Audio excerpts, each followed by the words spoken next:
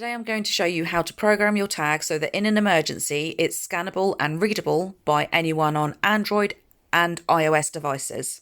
Apple aren't quite up to date with NFC settings on their phones, and some of the older phones especially cannot read free text and other information stored on NFC tags. So I'm going to show you how to write them so that no matter who scans your phone, they should be able to pull up the information.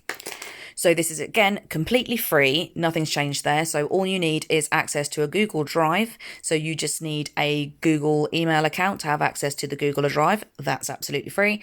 And NFC Tools app.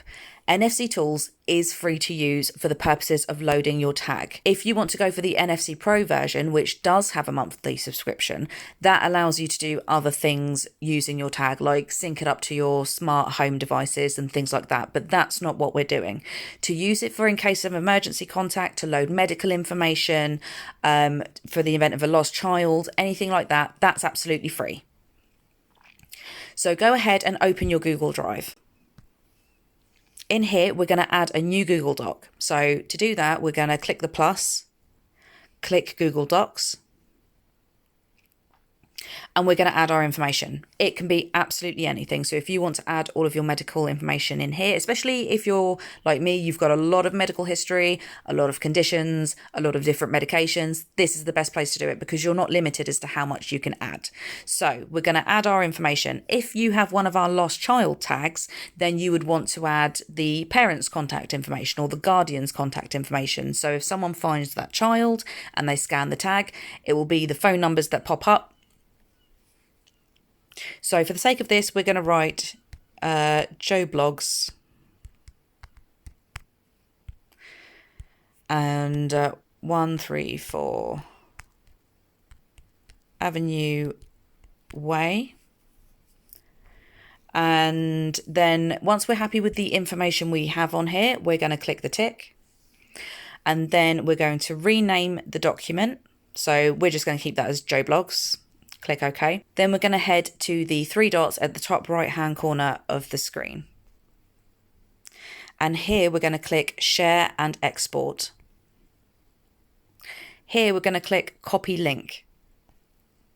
Okay, so that's our link copied. So now we can close our Google Drive and head over to NFC Tools. So when you open NFC Tools, it will look slightly different if you're on Android or iOS. If you're on Android, you get all of these cool functions and fields and things that you can add to it. I don't think you get these if you're on iPhone. So to get there, we are going to head over to where it says Write, and then we're going to click Add Record.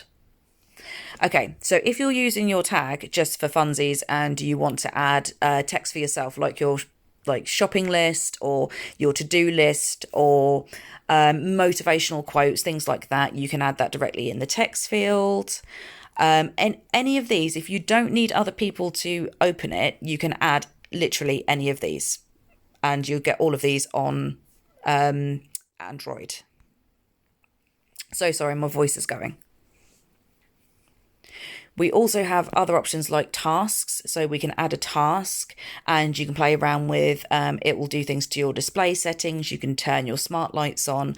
It can make a phone call. So you can click on phone and you can have it so that your phone will dial a number or it will immediately make a call. So that can be a good one for if you have small children, in the event of emergency, they need to call you, but they're not old enough to know your phone number yet. You can tap the tag and it will make a call for you. But that's not what we're doing today. So for today, we're going to load it with emergency contact information that anyone, no matter what device they're on, can read. So we're going to head back over to Write, Add Record, and we're going to select the URL option. And then we're simply going to hold and paste from our clipboard. So that's the link to our Google Doc. We're going to click OK.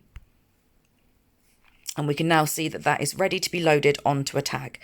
So we're going to click where it says write 94 bytes. Don't worry if yours says a different number of bytes. That's completely normal. Click write, and it's telling us to approach an NFC tag. We're going to take our tag, and I've just touched it on the back of my phone, and it says write complete. So we know it's worked. So now we can get rid of this, and we can scan it. and it will come up with the information that's loaded onto the Google Doc. Now, if you're on Android, you can write directly onto the tag, and other people that are on Android can scan it and they will see that information. Where the break is that people on iPhone may not see that information because they don't have the correct software. They may need to have the software, the NFC Tools app, to read it, which defeats the object if it's to be found in case of an emergency. So if it's to be found in case of an emergency, iPhones can read URL links. They can open URL links. So if you add this information in a Google Sheet, it means people on iPhone can also scan your tag. But again, if you're just using it for yourself and you're on Android, you can use any of these and you'll be able to play around with it yourself and do different things. But if you want to have it scanned by members of the public in the event of a medical emergency or a lost child, add it as a URL link. I hope that helps. If anyone has any questions, feel free to contact us and we will help you set up your tag.